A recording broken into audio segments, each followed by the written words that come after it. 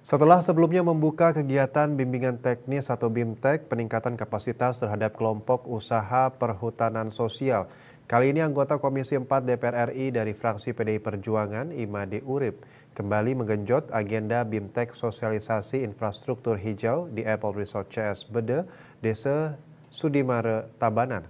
Ketua DPP PDI Perjuangan membidangi pertanian, lingkungan hidup, dan kehutanan yang akrab disapa MU ini menggelar BIMTEK bersama Direktorat Pengendalian Pencemaran Air Kementerian Lingkungan Hidup dan Kehutanan.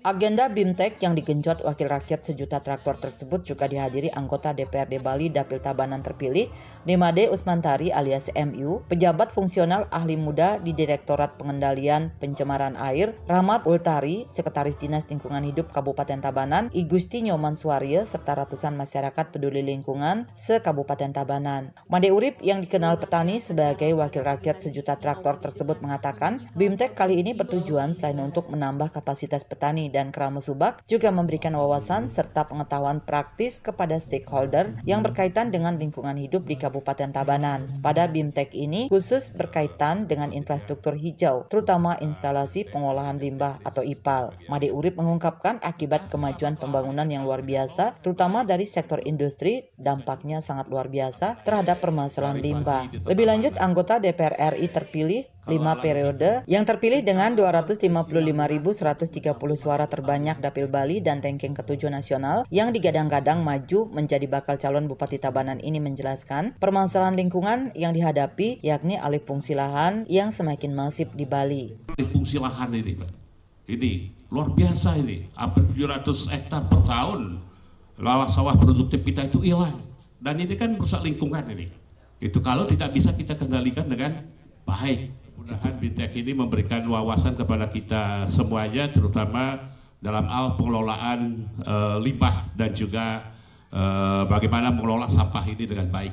Itu karena di kota-kota besar dan termasuk kita di Bali juga, sampah ini terus menjadi momok bagaimana caranya mengelola sampah ini dengan baik. Di sisi lain, pejabat fungsional pedal ahli muda Direktorat Pengendalian Pencemaran Air, Rahmat Ultari menjelaskan bahwa BIMTEK kali ini berkat perjuangan dan inisiasi dari Made Urip selaku anggota Komisi 4 DPR RI melalui dana aspirasi dari Kementerian Lingkungan Hidup dan Kehutanan. Ada beberapa bantuan yang diberikan, salah satunya adalah instalasi pengolahan limbah.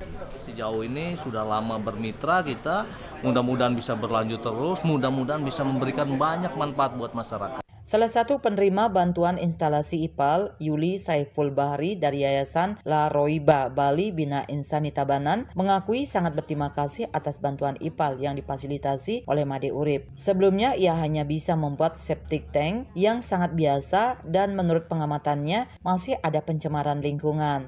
Sebelumnya kami hanya membuat septic tank yang sangat amat biasa, sehingga menurut beliau dan menurut pengamatan kami sendiri ini masih ada pencemaran lingkungan.